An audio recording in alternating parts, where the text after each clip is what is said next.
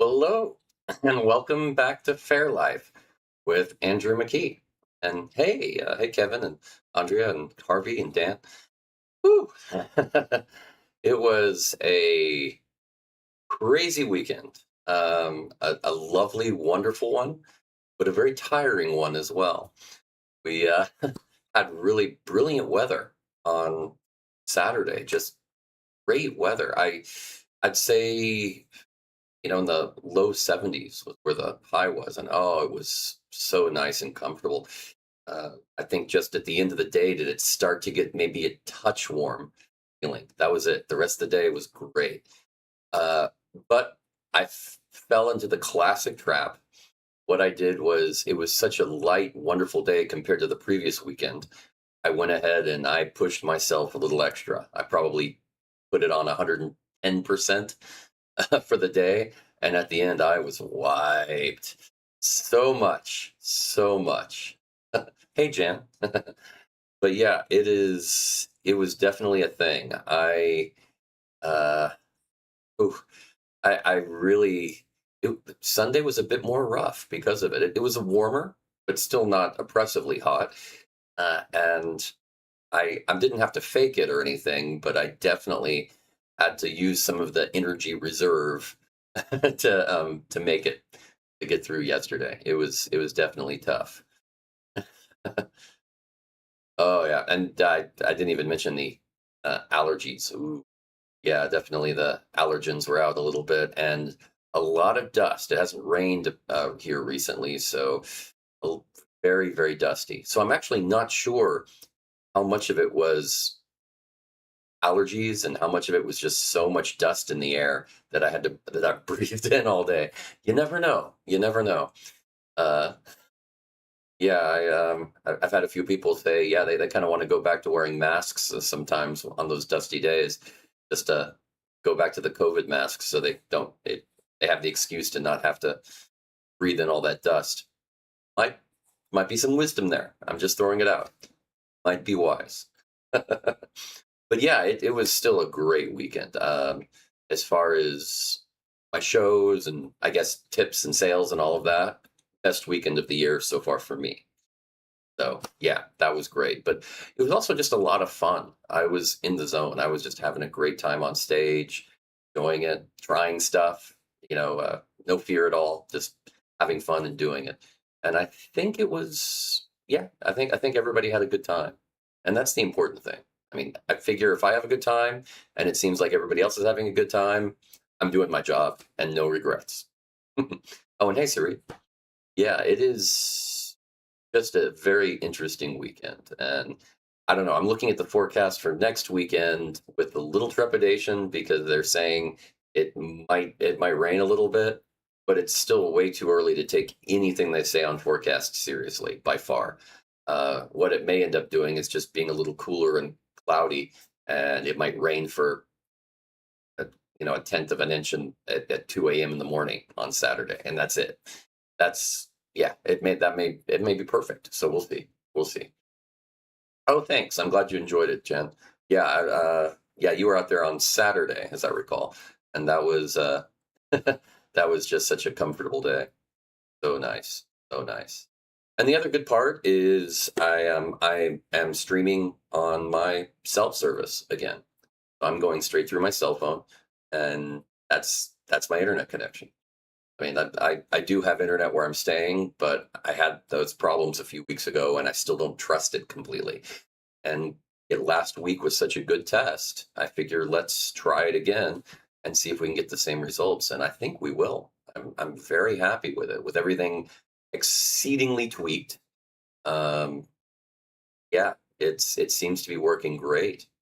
Just no problems at all. So I'm very happy with streaming through my cell. Now, the interesting thing is, I think back to the last few years and how many shows I canceled because I didn't think I'd have good internet where I was staying or where I was going to be. Maybe I was in a hotel for the night or something like that. And if I was at this point with testing and getting everything ready, could have done this. So I think about how many shows I could have done over the last few years if I had this setup. So the good news is that bodes very well for the future.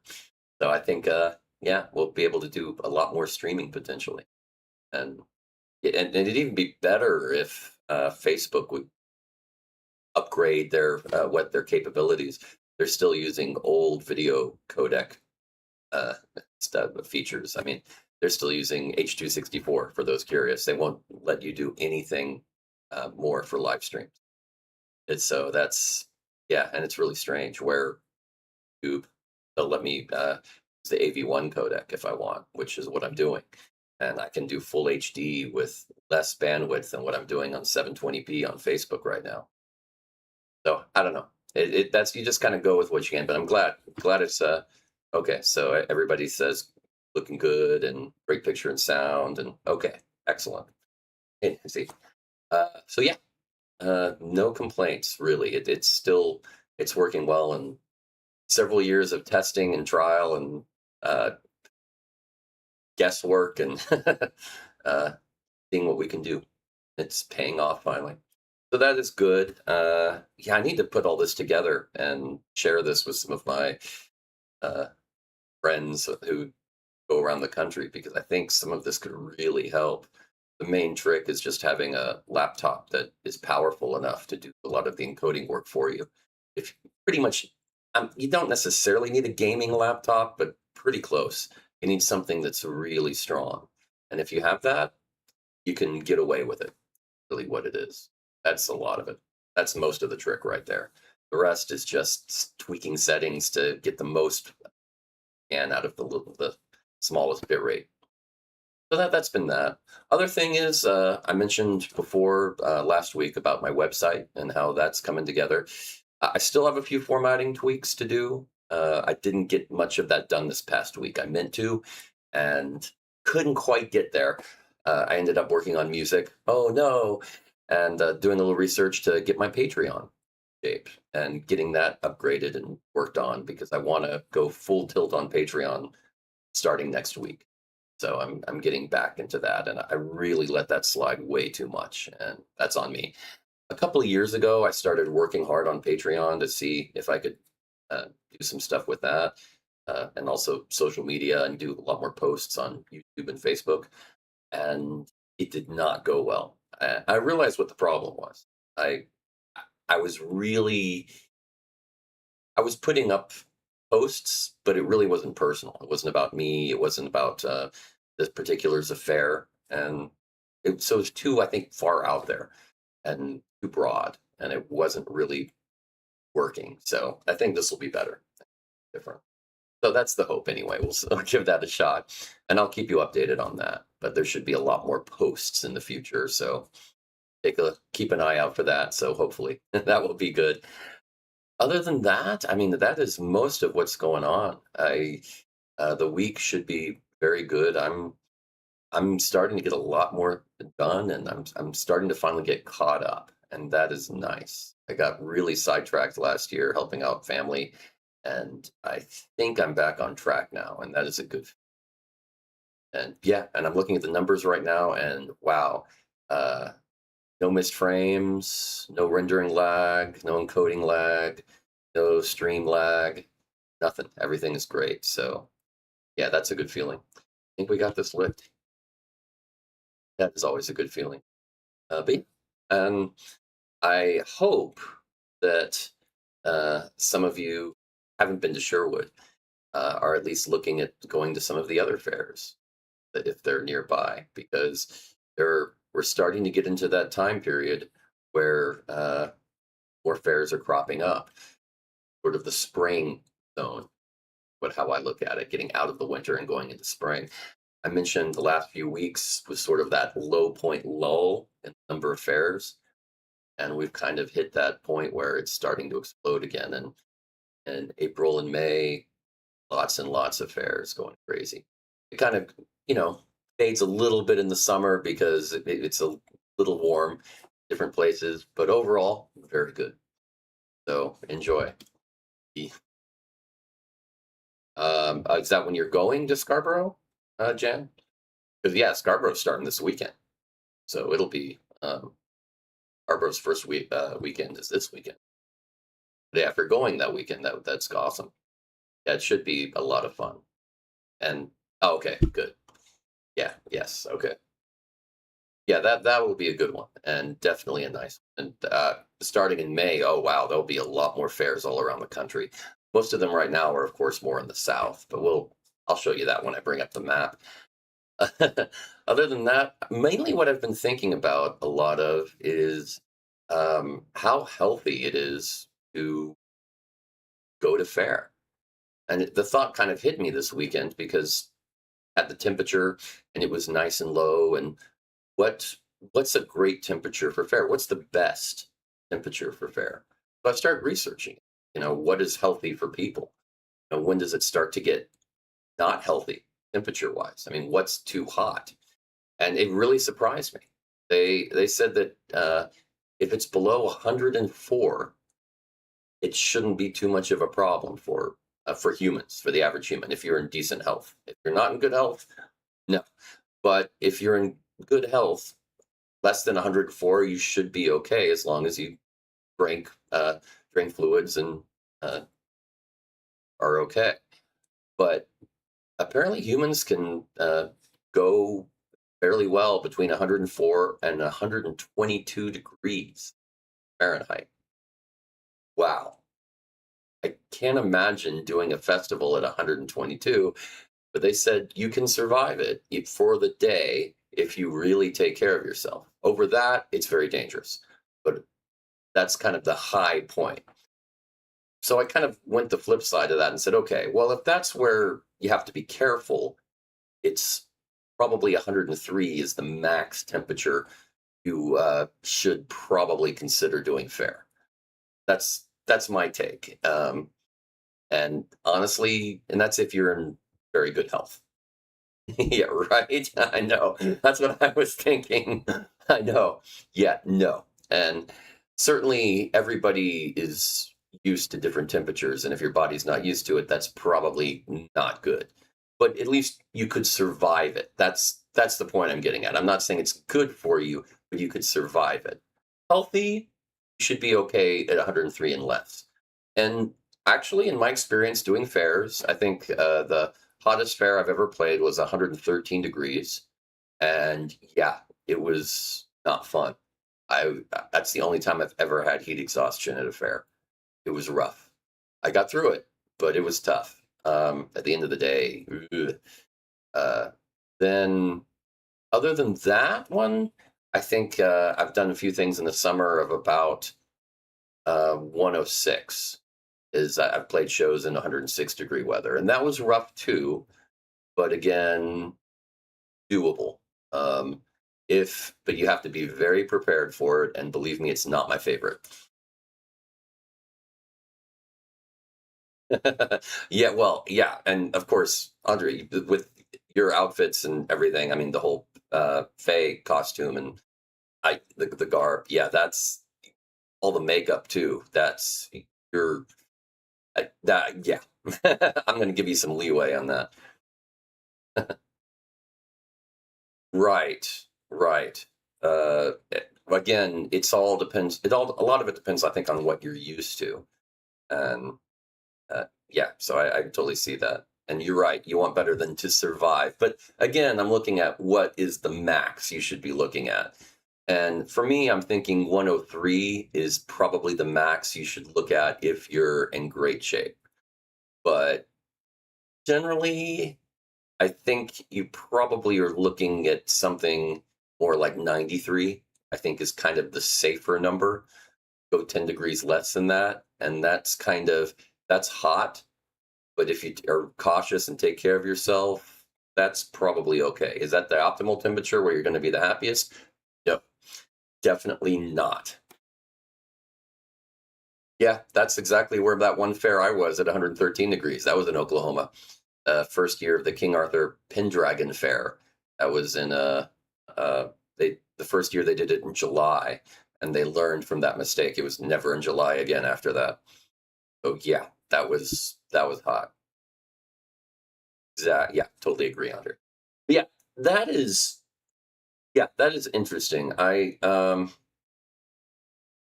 yeah, I just I think the optimal temperature that people are happy with, and this is from I researched this because I'm obsessive that way. Seems to be about 72 to 74 degrees. That seems to be what people are most happy with. That's a very narrow range. And the interesting thing is people can normally tell a difference of zero point 0.5 degrees. Like it's that much of a, oh, that's too cold, or I can tell, no, that's too hot. It's They're very sensitive about it, but somewhere in that range is kind of optimal. I think so. If you can hit that, and that's almost where we were this weekend as the high on Saturday. So that was really nice. So hopefully we'll get something similar on this Saturday, hopefully without the rain. We shall see. But I found that interesting. And I also found out that actually Ren fairs and outdoor events are very healthy for you. And I found that very interesting. There's a lot of information on that. They've even recently they've done some serious studies at all day and weekend music festivals. I think are pretty similar. So yeah, that was kind of interesting to read. Yeah, I agree. Saturday was perfect. It was just a gorgeous day, um, and and like I said, I pushed myself too far. I went at 110% because it was so gorgeous and so pleasant. I just thought, okay, we're gonna go. And I really normally you kind of try to reel yourself in a little bit and go at 90% to 100% somewhere in there. But I kind of went overboard, and I could tell by the end of the day I was kind of feeling it, and it was a bit rough. And then the next day I was dragging in the morning. I got there to a decent place, but it took a little while. Yeah, I finally by the morning gate, I was just starting to get there. I was about there, but I'm a morning person, so for me that's weird. I'm normally jumping out of bed in the morning, and that I was not on Sunday. Woo. And yeah, you're right. Less setting, more walking. I mean, that outdoor thing. There's a lot of health benefits. So yeah, you were asking. Harvey was asking about 7 reasons last week. So I'll go ahead and throw that in. Let's do that before we do the fair list. Yeah, let's mix it up. Let's go crazy. I like it. I like it. Yeah, let's do that.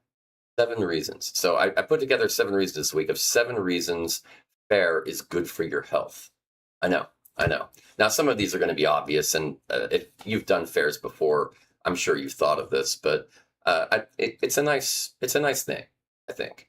So we're going to say the seventh reason that Faire is good for your health. Here we go. Stress reduction. I mean, lower stress is a good thing. That's always true. Doctors say it. Uh, Generally, it's just common knowledge. And here, this is a place to unwind, to relax, to have fun, not stress, to de stress. And that's the trick. When you're going to an event like this, you want to prepare, have everything ready, um, so that stress is at a minimal. Lower it, just lower the chance of it even happening, and then go and just enjoy the day and relax. That's the goal. Doesn't always happen, but you try.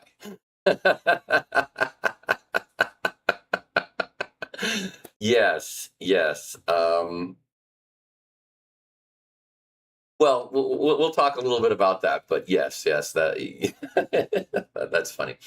Um, and yeah, Kurt, totally. Get to escape from the news. That's it. I mean, it's a huge big deal. Be able to disconnect from everything, and that is great. Uh, because yeah, the world can be pretty stressful.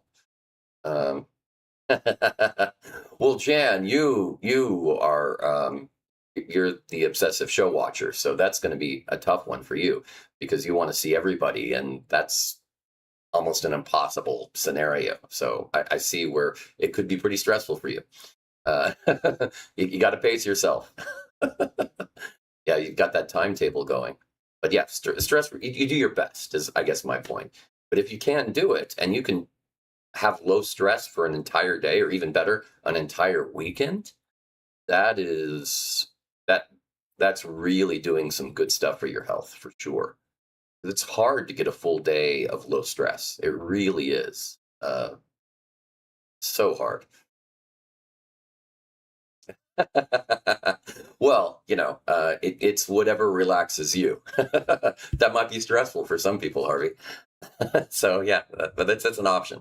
Number six, the sixth reason that fair is good for your health, connection with others. And we were just talking about deconnecting from the world and everything and the stress of the world. But one of the interesting things is, well, I mean, we kind of live in a world of disconnection. I mean, you go back over 100 years, and there was the telephone and radio and television, and then the internet, and it was all about trying to connect us more. But it's kind of led to more of a disconnect with others, where we don't get together in groups and don't talk as much as maybe we used to or should. So this is a way to have more of a feeling of community, to be around others and talk, and people who share your interests. And it kind of opens up that connection, which psychologically is generally pretty good. I mean, of course, there are people with anxiety issues, but I'm just saying, generally, it's a good thing. So something to be lauded and thought of. So, number five, the fifth reason that Faire is good for your health. Here we go. It makes you happy. Uh, yes, yes. It just makes you happy. Oh, yes, yes, and that is true. That is true. Pub sing is a very good example of that community thing. I totally agree. But yeah, it does make you happy. And I mean, you can say that it's the dopamine or the endorphins or just the happy thoughts. But it also fights depression. I mean, if you're in a happy mood and you have a happy time and having a happy day, I mean, it's going to be good for you psychologically. It's going to help you with depression. It's going to help you with optimism. It's going to maybe even give you a reason to think the world is better. And that is a good thing. That is a very good thing. There is way too much unhappiness in the world, and often just in our individual lives. And a lot of it we have no control over and we can't do anything about. But that which we can, we try. And this is a way to do that. So, yes, if it makes you happy, it can't be that bad. So, yeah, I made the joke. I'm sorry. I couldn't resist. Number four, the fourth reason why Faire is good for your health.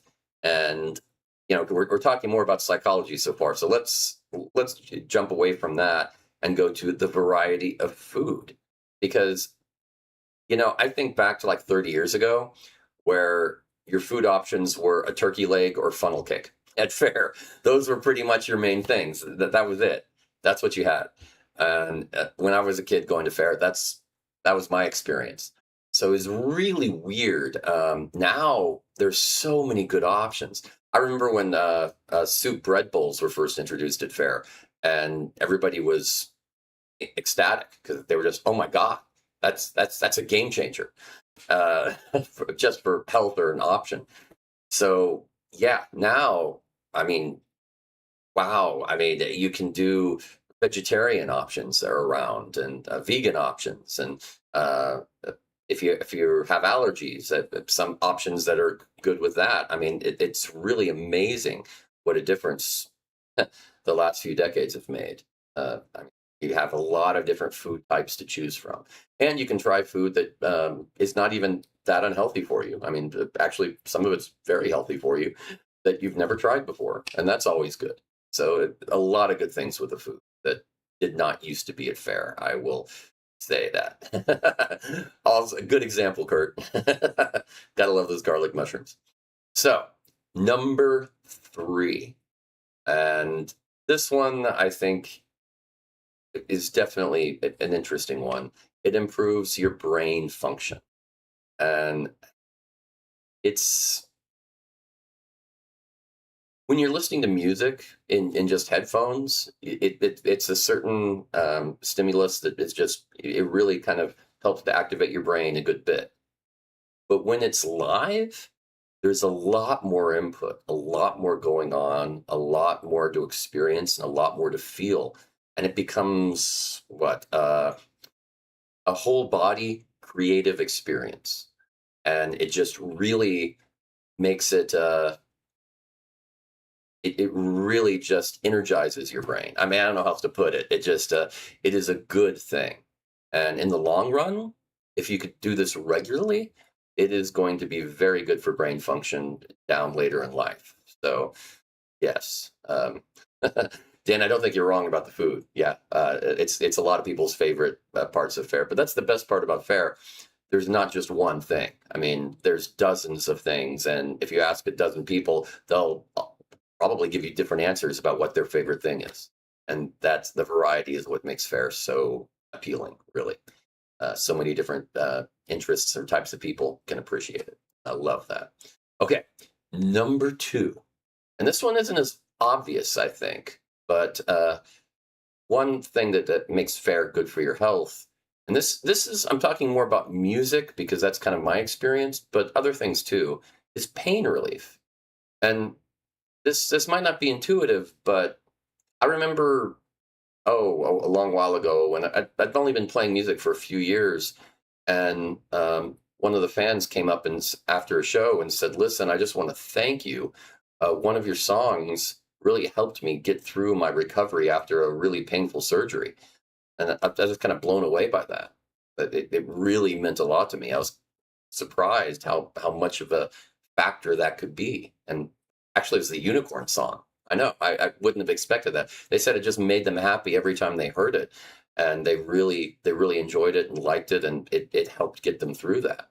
And you can look at it as either providing a distraction, and this kind of goes with some of the other things we've talked about ignoring the world around you and enjoying what's in front of you.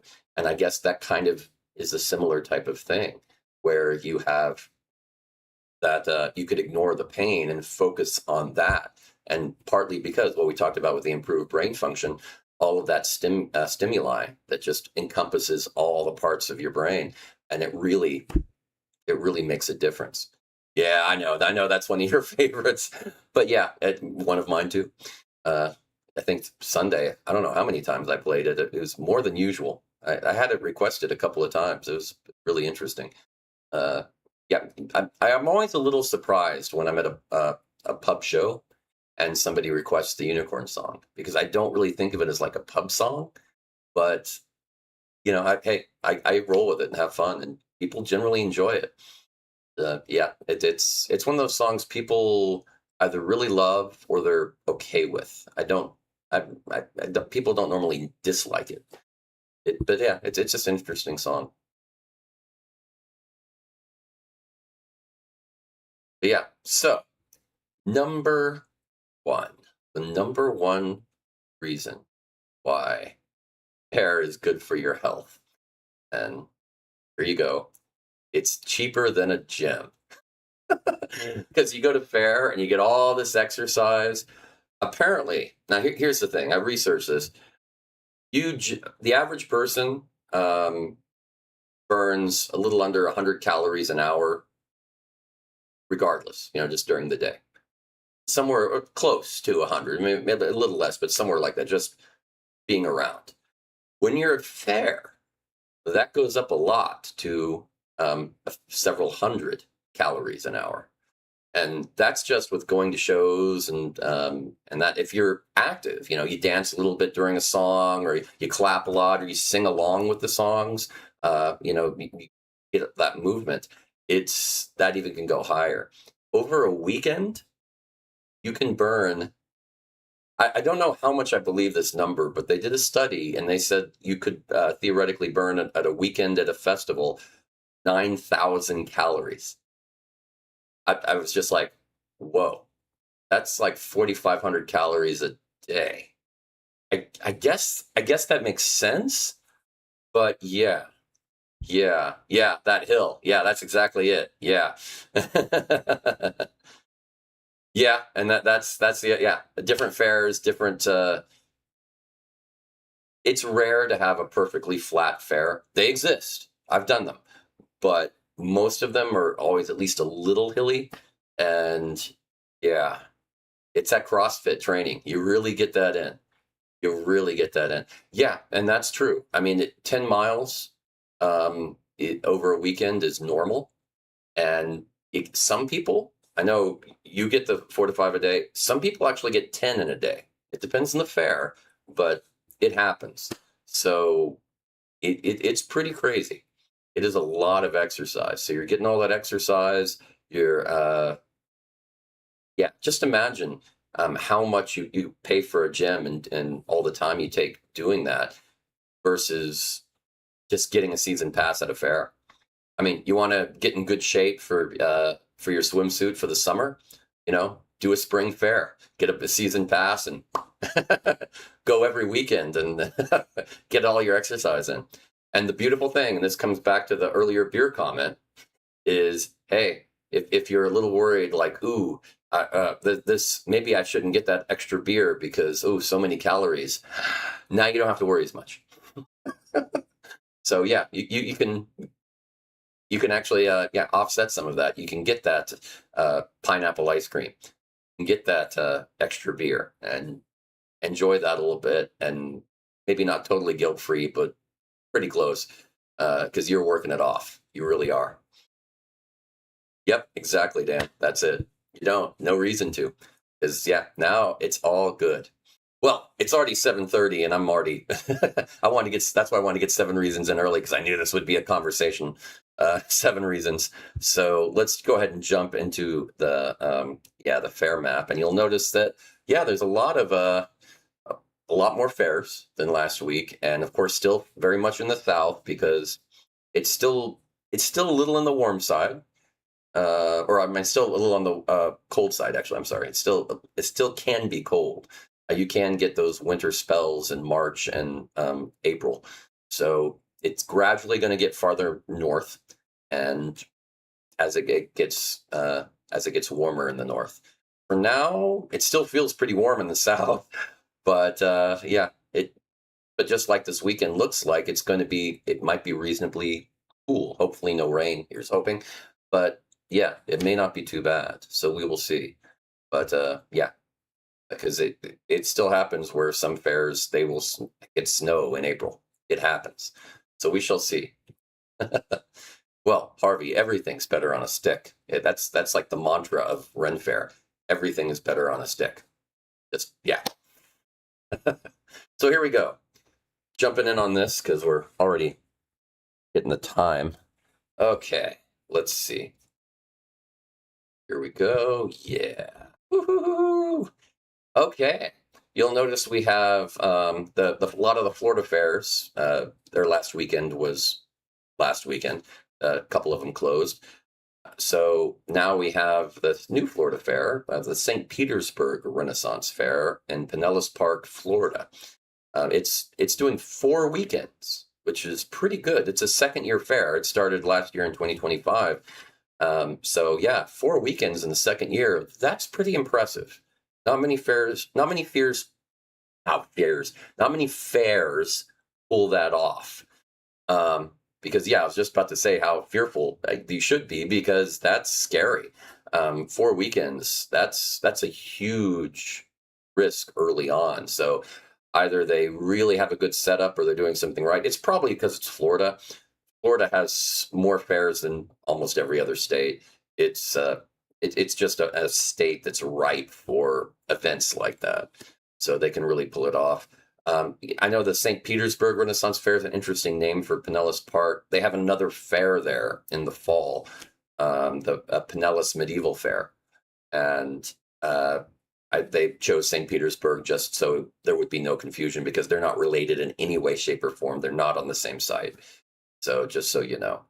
But their theme for the first weekend is Easter weekend. Well, that's an obvious one, but I'll give them a pass because, well, it's Easter weekend.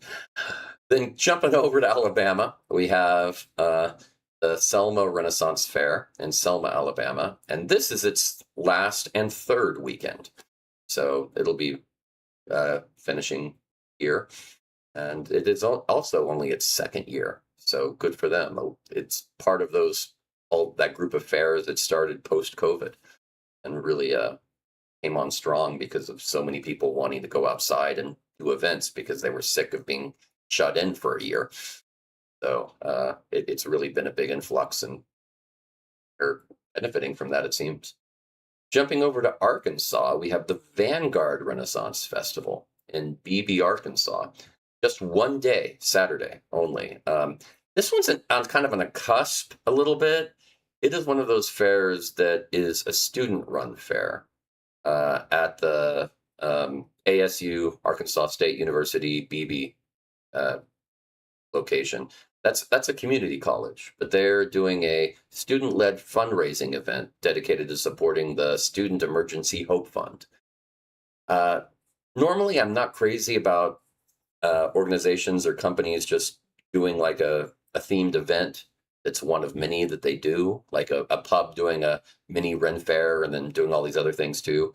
Um, I kind of think it's a little, it's not a fair, it's a pub doing a themed event. But this is a little different because there's a lot of precedent here, like the Norman Fair over in Norman, Oklahoma, that uh, has their has a rich history of being a student-run Ren Fair that's huge. So I'm giving them the benefit of the doubt. It's only their also only their second year, but we'll see how they go. One day, fair enough. Also starting is Avalon Fair in Kilgore, Texas, and it's the first of 4 weekends. Now they've been doing it for over 10 years. They started in 2015. They're a weird anomaly of a fair to me too, um, because they start the same weekend as Scarborough, which is not that far away, and I don't know why they would choose that. It always confused me why they would choose to conflict directly with Scarborough. I mean, it would make more sense for them to go in March and conflict with Sherwood, which is much farther away. So I don't really get it. I've never been. I've had friends who've performed there and I've been there, and it's a smaller fair, but yeah, I don't know. I don't know. It's just a very interesting choice.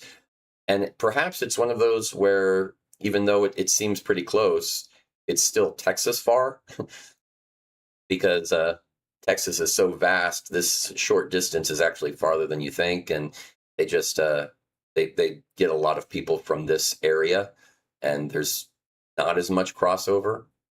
But yeah, I know, I totally agree that is a bit of an odd choice. But yeah, I don't know. There's a reason, and they've been doing it for over 10 years. So I don't want to say, oh, that's a stupid choice. They made the wrong choice. They're obviously hanging in there and being successful. So, okay. But it is confusing. I have yet to hear a good reason why they did it that way. And I would love to. If anyone knows, please let me know. I've asked, but I've never gotten a definitive answer to that. So then we also are jumping over to the Scarborough Renaissance Festival. That's an oldie to an extent. It's from 1981 was when that was founded in Waxahachie, Texas, and it is the first out of 8 weekends. And their opening weekend theme is, well, opening weekend and Easter celebration. So yeah, they went with the obvious theme. I'll give them a pass on that too. But yeah, it's Scarborough is one of those fairs that sort of always has been kind of considered a bit of an offshoot of the Texas Renaissance Festival, since the Texas Renaissance Festival started in the 70s. And then several years later, Scarborough started, and it was the spring fair. Texas Renaissance Festival was the fall fair. And there were, early on especially, cast and performers who did both fairs. So yeah, that's very normal. But yeah, it has grown into its own thing over the years, and is a large fair in its own right and its own thing. A very fun place. Jumping down to one of the best fairs in the country. No, I can say that because there was a poll recently in USA Today. So yeah, it is one of the best fairs in the country. But I might be a little biased. It is true. Is the Sherwood Forest Fair. in McKee, Texas, and it will be the sixth out of 8 weekend. And if you needed another reason to say, oh,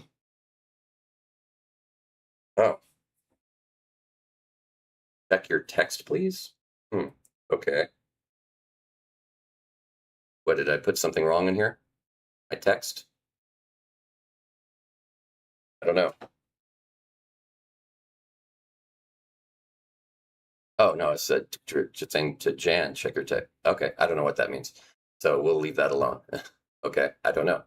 Uh, but yeah, we it's definitely one of my favorites and a very good fair. So and Andres is the best. Also, we might be a little biased since we go there. So it's one of those things that happens. But I a lot of fairs are great in their own way. And one of the great things about fairs is it's rare to have two that are very similar. Usually they all have their pros and cons, their strengths and weaknesses. Some are very hilly, some are very flat. Some have a great infrastructure, some feel very rural. And that's not a bad thing necessarily. It can just, it every feeling is different. It has a different feel, a different taste, a different flavor. And I like that. So variety is a good thing usually. Okay, jumping over to Arizona, we have the London Bridge Renaissance Fair. Now, if you ever get the trivia question, well, where is London Bridge? Apparently, well, London Bridge Renaissance Fair is in Lake Havasu City, Arizona. And yes, it's a 1 weekend fair, 3-day weekends, actually, Friday, Saturday, Sunday. And it's been going on for 10 years, since 2016. And they do a fair out there near the London Bridge. And if for those of you that don't know the history, several decades ago, they were replacing London Bridge, and they sold it to someone in Arizona who moved it there brick by brick and built it up there as a way to try to get tourists there. And judging from the fair, I guess it's had some success, but definitely interesting. So has a little history to it. Never hurts.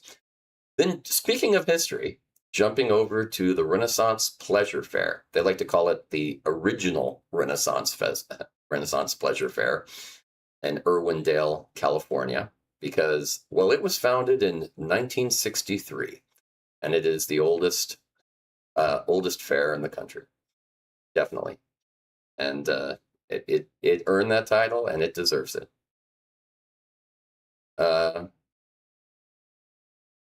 So yes, it'll be its first weekend out of 7, and it is the theme. Man, the theme is bizarre. I talk about the most convoluted theme.